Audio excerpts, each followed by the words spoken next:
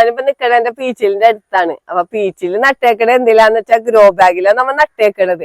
ഒരു നാരെത്തുമ്പോ വെറുതെ ഇങ്ങനെ പടത്തിയിട്ടാണ്. ഒരുപാട് പീച്ചിങ്ങ നമുക്ക് കിട്ടിയിരുന്ന കേട്ടാ.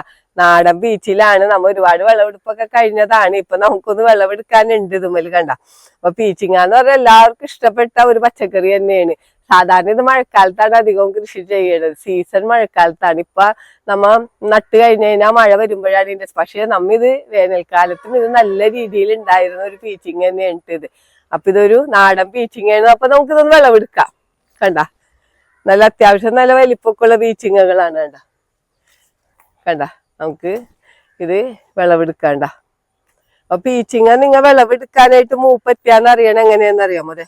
നോക്കുമ്പോ ഇതേപോലെ പെട്ടെന്ന് ഇളകി വരുന്നുണ്ടെങ്കിൽ, മൂത്തതാണെങ്കിൽ ഭയങ്കര നാരൊക്കെ ആയിരിക്കുള്ളൂ. ഈ ഒരു സ്റ്റേജിലാണ് നമ്മൾ പീച്ചിങ്ങ വിളവെടുക്കേണ്ടത്.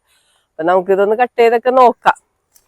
കണ്ട, നമുക്ക് പ്രത്യേകിച്ച് ഒരു സ്ഥലമൊന്നും വേണ്ടി വന്നില്ല കേട്ടോ. പന്തലൊന്നും വേണ്ടി വന്നില്ല പീച്ചിൽ കൃഷി ചെയ്യാനായിട്ട്. നമ്മ ഈ നാരക മരത്തുമ്മല് പടർത്തിയിട്ടത് കൊണ്ട് തന്നെ നമുക്ക് വലിയൊരു പരിചരണവും വേണ്ടി വന്നില്ല. അപ്പൊ നമുക്കിതൊന്ന് കട്ട് ചെയ്ത് നോക്കാം. കണ്ട, നല്ല എളുപ്പം പീച്ചിലാണ്. പീച്ചിൽ എന്ന് പറഞ്ഞാല് ഞാൻ പറഞ്ഞില്ലേ, നല്ല നമുക്ക് മെഴുക്കുവരട്ടി ഉണ്ടാക്കാനും കറി വെക്കാനും ഒക്കെ. പരിപ്പിട്ടും കറി വെക്കാം, ചെമ്മീനൊക്കെ ഇട്ട് കറി വെച്ചാല് നല്ല ടേസ്റ്റാണ് ഈ പീച്ചിങ്ങക്ക്.